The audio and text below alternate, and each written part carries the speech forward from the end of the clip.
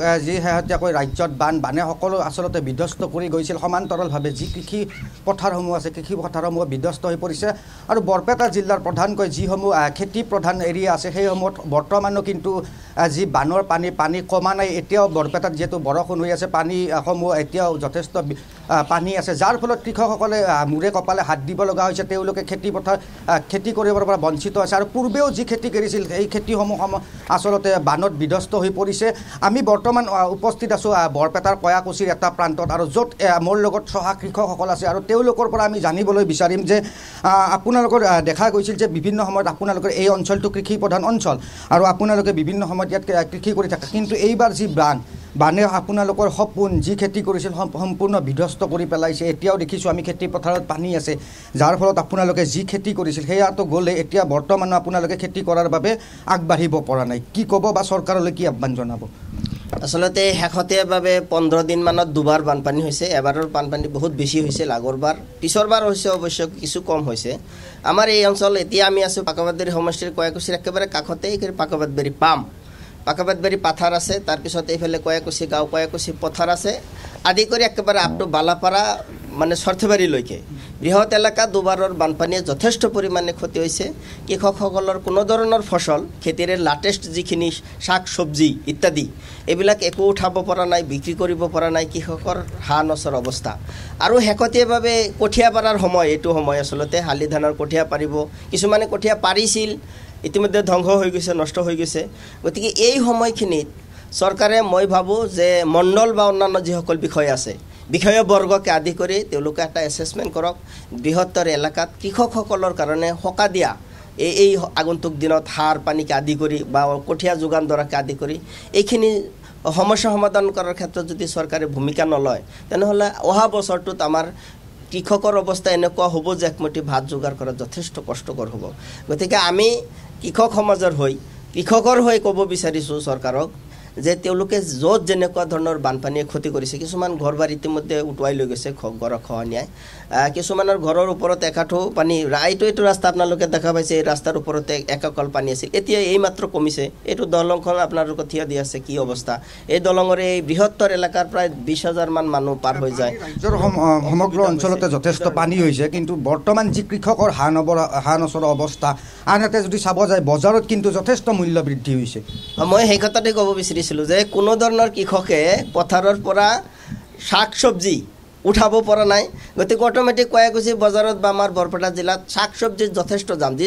শাক চব্জি আমি 30 টকাত পাইছিলোঁ এতিয়া 100 টকা বা 80 টকাত কিনিব লগা হৈছে তথাপি পোৱা নাযায় এই ধৰণৰ পৰিস্থিতি মূল্যবৃদ্ধি সম্পৰ্কত পুনৰ আপোনাৰ ওচৰলৈ আহিম কথা পাতিম কিন্তু এই মুহূৰ্তত যিহেতু যথেষ্ট কৃষক আছে আমি তেওঁলোকৰ লগত অলপ কথা পাতি ল'ব বিচাৰিম এইভাগে এটা কথা চাওক এটা ফালে যদি কৃষকৰ হানচৰা অৱস্থা আনফালে যদি চাব যায় কৃষক যি বজাৰ আছে বজাৰত কিন্তু সকলো সামগ্ৰীৰে আপুনি কওক সেউজীয়া শাক পাচলিৰ পৰা যি বজাৰৰ অত্যাৱশ্যকীয় সামগ্ৰী আছে সকলোতে মূল্য বৃদ্ধি আছে একাংশ কৃষক আছে আমি তেওঁলোকৰ সৈতে কথা পাতিম যিহেতু আপোনালোকে দীৰ্ঘদিন ধৰি এই অঞ্চলতে খেতি কৰি আহিছিল বিভিন্ন খেতি কৰে আপোনালোকে কিমান খেতি কৰে ইয়াতে কিমান বিঘাত খেতি কৰিছিল কিমান খেতি নষ্ট হ'ল আপোনালোকৰ আমাৰ এই এৰিয়াটোৰ নাম হ'ল বৈৰাৰ পথাৰ পাকাবাদী পাম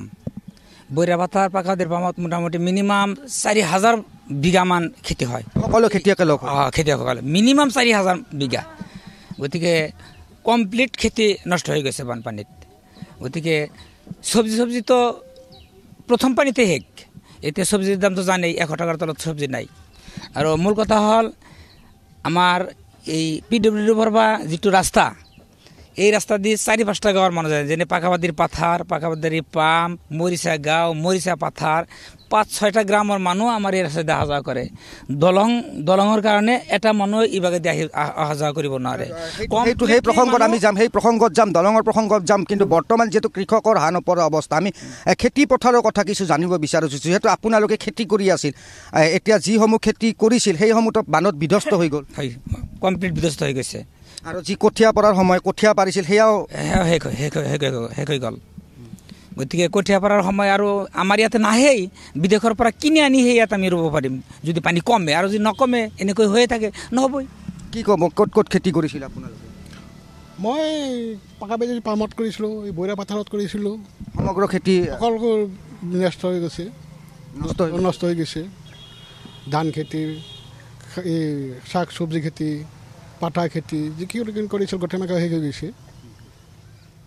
এতিয়া চলব নলগা হৈ গৈছে এতিয়া যদি কইঠা কৰোঁ কইঠাটো আগত যিখিনি পাৰিছিলোঁ সেইখিনি নষ্ট হৈ গৈছে এতিয়া যে পাৰিম সেইটো সময় নেদে এতিয়া যদি কইঠা ৰুব লাগে তেনেহ'লে বেলেগৰ পৰা কিনি আনিব লাগিব কিন্তু এতিয়াওতো পথাৰত খেতি পথাৰত পানী আছে এতিয়াও পানী আছে এতিয়াও কৰা এতিয়া সম্ভৱ হয় নে নহয় সেইটোতো সম্ভৱ অসম্ভৱ নিশ্চিতভাৱে যথেষ্ট কৃষক আছে প্ৰতিক্ৰিয়া ল'ম কি ক'ব বিচাৰিব নাই ইঠাইও খেতিৰ পৰা মোৰ আধাত পানী আছে ক'ত খেতি কৰিম এতিয়াও পানী আছে এতিয়া পানী আছে আপুনি যিফালে চাই যাওক আধাত পানী আছে খেতি কৰিব নোৱাৰে ঘৰৰ ওচৰত পানী ইটান চৰকাৰে কি কৰিব সেইটো চৰকাৰে জানে মোৰ দাবী চৰকাৰৰ পৰা নিশ্চিতভাৱে এইবাৰ চাওক এতিয়াও কৈছে যে তেওঁলোকৰ যি আচলতে খেতি পথাৰ আছে খেতি পথাৰসমূহত এতিয়াও পানী আছে তেওঁলোকৰ কঠীয়া ৰোৱাৰ সময় আছিল এতিয়াও তেওঁলোকে কঠীয়া ৰুব পৰা নাই যাৰ ফলত তেওঁলোকে বাহিৰৰ পৰা চব্জিসমূহ কিনি আনিব লগা হৈছে যথেষ্ট মূল্য বৃদ্ধি হৈছে ইয়াৰ পূৰ্বেও আমাক এগৰাকী ইয়াৰে যি কৃষক আছে তেওঁ কৈছিল আমি আপোনাৰ পৰা জানিব বিচাৰিম যিহেতু কৃষকসকলে এই পৰ্যন্ত খেতি কৰিব পাৰে যি খেতি কৰা সময়তে বান আহিল বানে বিধ্বস্ত কৰিলে খেতি পথাৰ এতিয়া দেখা গৈছে বজাৰতো কিন্তু যথেষ্ট মূল্য বৃদ্ধি হৈছে মূল্য বৃদ্ধি হোৱাৰ কাৰণ কি যে নিজা যি আমাৰ থলুৱা উৎপাদন আছিল সেয়া সম্পূৰ্ণ ধ্বংস